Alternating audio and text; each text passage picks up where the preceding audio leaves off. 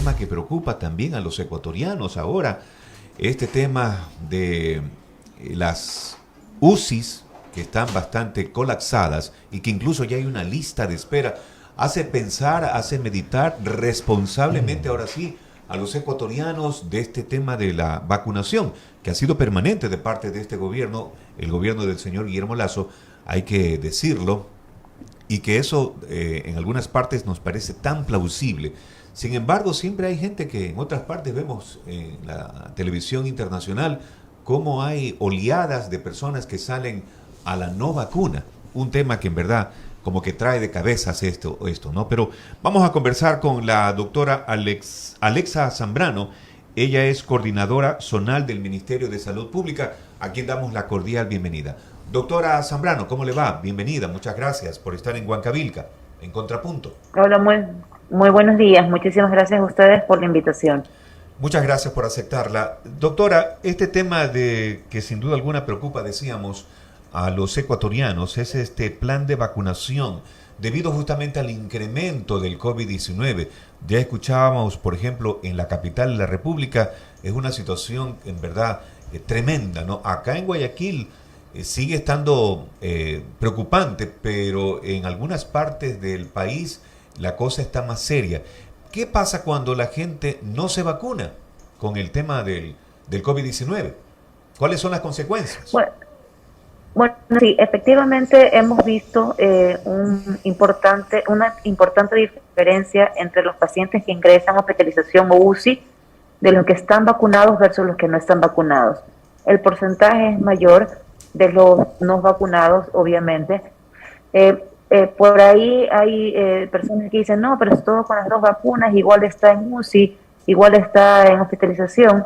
Sí, no hay que decir que no, hay pacientes que efectivamente tienen su segunda dosis, pero también tienen enfermedades de fondo que aumentan la morbilidad de la enfermedad y que son pacientes con algún trasfondo y también pacientes mayores de edad. Sin embargo, el porcentaje de ingresos de los no vacunados versus los vacunados podríamos estar hablando de un 65-35, esa relación aproximadamente de los pacientes que nosotros hemos ingresado en los hospitales acá del Ministerio de Salud.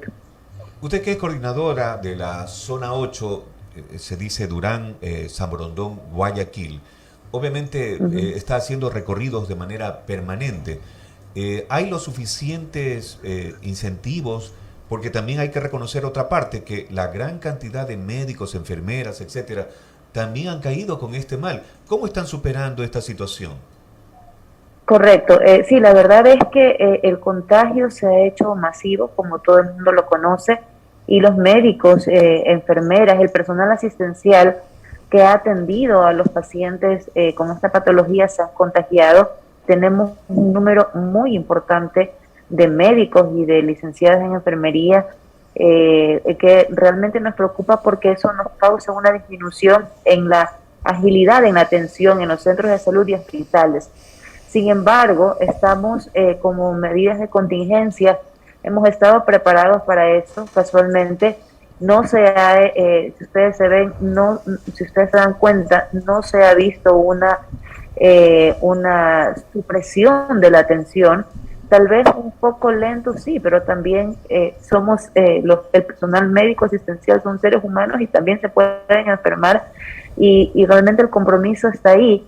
Afortunadamente la mayoría son vacunados, por no decir todos, y tienen un periodo de recuperación bastante rápido y a los 10 o 12 días máximos están de vuelta a sus sitios de trabajo. No hemos parado la atención, tenemos nuestros planes de contingencia en todas las unidades, ya sea centros de salud u hospitales, para poder atender la demanda. Efectivamente, la vacunación ha sido una de las herramientas principales para evitar la mortalidad en el número que nosotros tuvimos en la primera ola en el 2020. Y definitivamente nosotros como zona 8 tenemos un plan de contingencia en caso de que se llegue a necesitar mayor cantidad de unidad de camas, unidad de terapia intensiva. Jorge Escobar. 7 de la mañana con 41 minutos. ¿Cómo le va, Alexa? Un gusto saludarla. Espero esté bien de salud junto a su familia. Un poco para citar datos más precisos y que la gente tenga la película más clara.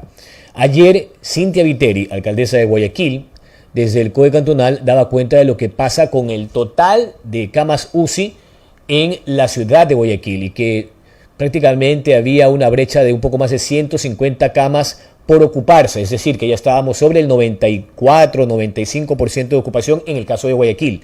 Pero hablemos de las cifras en la Coordinación Zonal 8. Hoy, ¿cuántas camas UCI están ocupadas y cuál es el universo para saber a cuánto estamos de llegar al 100%?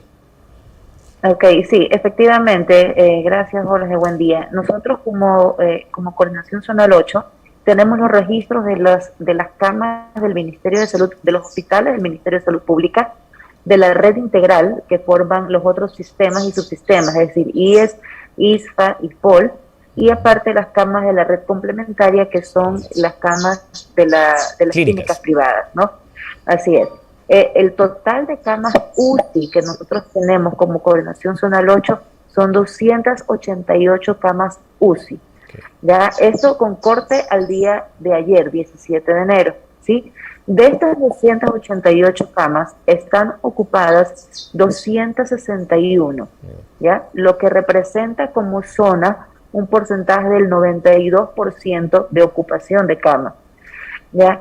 Ayer lo comentaba también, y nosotros tenemos un plan de contingencia. Cada hospital o cada clínica tiene plan de contingencia, es decir, a medida que se vaya incrementando el número de casos que requieran de hospitalización UCI, hay la medida de cómo ir aumentando este número de camas. Sin embargo, llamamos a la ciudadanía a que entre un poquito en responsabilidad y corresponsabilidad, porque al aumentar el número de camas para pacientes con COVID, disminuimos el número de camas para pacientes con otras patologías que son del día a día. Infartos cerebrales, infartos de miocardio, enfermedad cardiovascular, pacientes diabéticos descompensados. Entonces, la capacidad de respuesta la podremos tener, pero también nos limitaría, esperemos que no, a atender el número de pacientes con otras patologías de emergencia. Alexa, ¿significa que quedan un poco más de 20 camas a disposición según las cifras que usted ha proporcionado hace pocos minutos? ¿A cuánto ascendería la posibilidad de ampliar a través de los planes de contingencia de cada unidad médica de la zona 8 del Ministerio de Salud Pública? ¿Con cuántas camas más se podría contar en el evento de que tengamos que acometer ese plan alternativo? Bueno, entre todos los hospitales sí aspiramos a llegar a unas 25 camas más probablemente. Esperemos que no, como le digo, se va haciendo paulatinamente en función de la demanda que vayamos teniendo y se van ampliando espacios. El otro punto importantísimo también es el talento humano, porque camas tenemos, ¿ya? Y como lo mencionaba hace un momento, tenemos muchas bajas a nivel del personal sanitario, asistencial, lo que puedo tener la disponibilidad de camas, pero no quien me atienda esas camas. Entonces, eso va a ir, es muy dinámico y va a ir cambiando en la medida en que los médicos se vayan recuperando y que no vayan cayendo más médicos también contagiados. 7:45, la doctora Alexa Zambrano, coordinadora zonal 8 del Ministerio de Salud, está aquí en Contrapunto a través de Huancavilca. Ayer hablaba con el epidemiólogo Boris Caballero del Hospital del Niño Francisco de Icaza Bustamante y nos daba cuenta de que 5 de los 10 niños en UCI pediátrica están en esa casa de salud. Esos 10 que son a nivel nacional, según la información del Ministerio de Salud proporcionada el fin de semana. Los otros 5 están en el Hospital Infantil Gilbert Elizalde. Doctora, ¿qué información tiene usted? ¿O hay otro grupo quizás en Quito? ¿Qué dato tiene usted en el caso de Zona 8? No, realmente nosotros como hospitales pediátricos en la zona 8 solo tenemos, o sea, de manejo de pacientes COVID, solo tenemos asignadas las camas en el Icaza Bustamante y el Roberto Gilbert que recién las aperturó. Sí. Ok, es decir, 5 están en el Francisco de Icaza Bustamante, ¿sabe cuántos en el Gilbert Elizalde? No, desconozco la cifra del Roberto Gilbert porque, como lo dije, es esta red complementaria se va abriendo en función de la necesidad. La semana pasada no teníamos camas asignadas del Roberto Gilbert, sin embargo esta semana ya lo tenemos y esa información es la que tienen que proporcionarnos ya cada institución privada para poder tenerla dentro de la base de datos. Doctora, un poco para precisar en el caso de los 5 que están en el Francisco de Casa Bustamante. Ayer el doctor Caballero decía que de esos 5, 3 están intubados y uno de ellos con un cuadro bastante crítico. ¿Sabe usted si ellos tienen comorbilidades o preexistencias? Se lo pregunto porque ayer Carlos Salvador, director del Departamento de Salud del municipio, decía que entre los menores que estaban en áreas de cuidados intensivos, habían 2 con preexistencias, uno en materia cardíaca y otro en materia metabólica, o sea, seguramente enfermedades congénitas, porque son pequeños de 2 años, de 1 año, de 7 años, que son las edades que nos dijo ayer Caballero en el caso del Hospital del Niño. Correcto, sí, definitivamente a nivel internacional se ha visto que las complicaciones en los niños menores de 5 años son pocas, el porcentaje es mínimo. Realmente, si nosotros podemos comparar con las estadísticas internacionales, son similares, ¿no? No hemos tenido más casos severos así importantes con un número que llame la atención. Sin embargo, sí, estos pacientes esperemos que tengan una pronta recuperación, como lo decimos, es la misma situación que pasa a nivel internacional con las complicaciones en un porcentaje muy reducido en niños menores de 5 años. Ahora, doctora, ¿qué información tiene usted en torno a lo que se espera, ¿no? Especialistas afirman que la meseta debería de llegar entre esta semana y la otra para que empiece a caer este pico, esta ola que se desató entre el 25 y 31 de diciembre del año 2021. ¿Es lo que se espera para poder atenuar la situación? Porque, claro, lo otro, y parecería que está bastante distante al menos, es la inmunidad colectiva, porque sobre esa inmunidad, tanto OMS como el Centro de Investigaciones de la UES han señalado que se debe de hacer una actualización permanente de las vacunas para enfrentar las futuras variantes que, como ya sabemos, no se sabe al final si es que saldrán 2, 4, 6, 8, 10. Hoy hacíamos cuenta acá con mis compañeros, vamos como 8 o 10 variantes desde que empezó esto en febrero o marzo del año 2020. Sí, bueno, realmente como lo dijo la señora ministra la semana pasada, justo la semana pasada era el pico más alto que íbamos a encontrar. De hecho, se ve reflejado en los ingresos de los hospitales, en las camas de hospitalización y de UCI, ¿no? Y también el número de las atenciones. Sin embargo, también se espera, como bien lo dice, que en las siguientes semanas se pueda hacer una pequeña estabilización y ya comience a hacerse una meseta que tienda a la baja y que sea sostenida, ¿no? Siempre va a depender de la corresponsabilidad de las personas. Yo creo que esto ya ha sido esta situación pasada en las últimas semanas, sí ha sido un fuerte llamado de atención a la ciudadanía en general, en mantener la mascarilla, en hacer el distanciamiento pertinente, ¿no? Evitar las aglomeraciones para poder disminuir esa curva. Más allá que, como bien lo menciona, el tema de la vacunación es dinámico también, no sabemos qué variantes vayan a venir. Recordemos también que existe como el virus de la influenza, que es una vacuna que se pone anualmente, ¿no? Y que tenemos disponible ahora también, entre paréntesis, para la población que quiera también vacunarse para la influenza, ¿ya? Entonces, en ese sentido, a nivel mundial, están las investigaciones volcándose para ver cuál sería la mejor alternativa preventiva en función a las vacunas para la COVID-19. 7:50. Tengo otra inquietud, doctora, no sé si nos pueda dar detalles sobre aquello. El plan de abastecimiento de medicinas, ¿cómo va? Porque ese fue un propósito del gobierno de Guillermo Lasso y se inició en distintas etapas. Sin embargo, y se lo digo bajo un testimonio en el que de manera permanente voy a buscar información en los exteriores de los hospitales, y todavía vemos que hay ciertas medicinas que se les solicitan a los familiares de los enfermos. Le voy a citar un par de ejemplos. Monte Sinaí, el Hospital Guayaquil, el Abel Gilbert Pontón. ¿Ustedes han ido zanjando ya esos inconvenientes que todavía permanecen aparentemente con algunos medicamentos?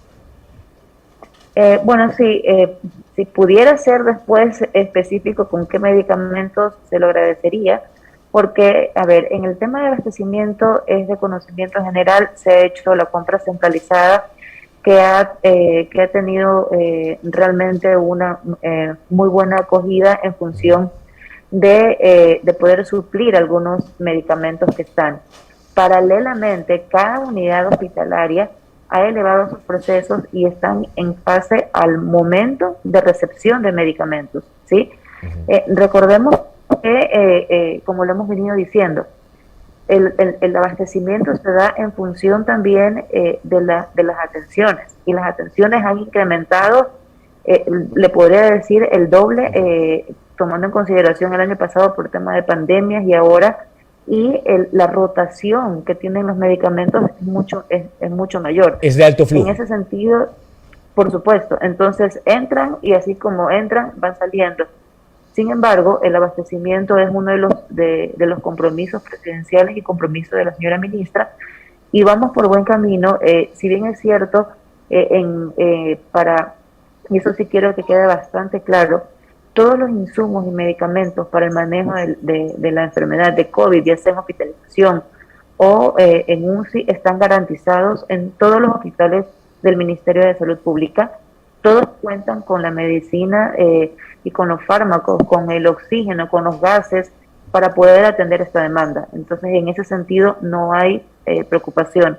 Y como le estoy diciendo, los otros medicamentos van a ir ingresando durante este mes y el siguiente, en función de los procesos que han elevado cada una de las entidades. Claro, eso es importante, doctora, porque como le decía, ciertos medicamentos, no es que no hay medicinas, eso no nos han dicho, pero usted ha explicado muy bien que esto obedece al alto flujo. Así es, y la brecha ha disminuido considerablemente del desabastecimiento con el que recibimos el Ministerio de Salud. Alexa Zambrano, coordinadora zonal 8 del Ministerio de Salud Pública, aquí en Contrapunto, Edison. De alguna manera tranquiliza también, ¿no? Motiva y sin duda alguna da esperanzas este tema de la repartición de medicamentos, y de alguna manera porque la gente está muy preocupada. Ya de por sí una persona en UCI es 24 horas de estar ahí pendiente, y gracias a Dios que hay esta oportunidad de que hay el medicamento. Y hay que esperar, hay que tener paciencia. Ojalá que la gran mayoría de los ecuatorianos ya se están vacunando, y también muchos ya están pensando en la tercera dosis, ¿no? Incluso hasta una posible cuarta dosis. En ese tema, doctora, ¿hay posibilidades de una cuarta dosis para este mismo año? Ahora no le podría dar una respuesta, porque todo, como le digo, se basa en la información que tengamos a nivel internacional de estudios, ¿no? Hay un comité específico desde el nivel nacional que evalúa cuál es el movimiento y los flujos en torno a la vacunación.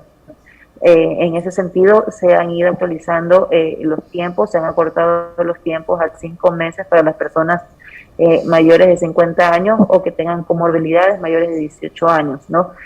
Esto es dinámico, y si instamos a la población a que vaya por su dosis de refuerzo, las personas, lo mencionaba hace un momento también, Jorge, que hay personas que no se han vacunado y que están yendo por su primera dosis. Ahora, tal vez han caído en cuenta de que, o han tenido algún familiar o conocido de que se ha complicado sin haber estado vacunado, versus una persona que vacunada presenta síntomas leves a moderados. Y ahí hay un costo también, ¿no? 334 millones ha invertido el Estado ecuatoriano en el tema de las vacunas hasta el momento. Por supuesto, y esa es una medida de prevención, definitivamente. El costo suena alto, pero al final, si sumamos la estadía en UCI de todos los pacientes que pudieran estar enfermos gravemente, el costo va a ser mucho mayor. Un día de UCI, multiplíquelo por el promedio, que son entre 12 días por cada paciente. Entonces, hay que hacer ese tema también, que es importante que lo conozca la ciudad. Para concluir nomás, doctora, nos quedan 2 minutos. las cifras de vacunación en los puntos del MSP en la zona 8, ¿a cuánto asciende el día a día? A diario, ¿cuántas personas se vacunan en la zona 8? Bueno, es bastante fluctuante. Okay. Sí, hemos tenido días que vacunamos en total 22.000 personas, que es un excelente número. Hay otros días que tenemos 19, 18, un promedio de 16.000 podríamos decir. Sin embargo, los fines de semana son días de baja afluencia y sí tenemos entre 11 y 12.000 personas. Pero es sostenido realmente. Hay días que sí tienen un pico, pero no son picos importantes ni a la subida ni a la bajada, pero más bien es estable. La semana pasada sí tuvimos un pico de incremento en vacunación, la semana pasada. En esta semana, dentro de estos 2 días que se van, de domingo, lunes, estamos con este promedio que les estoy mencionando. Enhorabuena, y entendemos que a inicios de febrero empiezan ya con el siguiente grupo etario infantil, que es a partir de los 3 años. Gracias a la doctora Alexa Zambrano, Correcto. Coordinadora Zonal 8 del Ministerio de Salud Pública. Que tenga un excelente día, Alexa. Igualmente, Jorge, un abrazo. Igualmente. Muy buenos días, gracias. Bueno.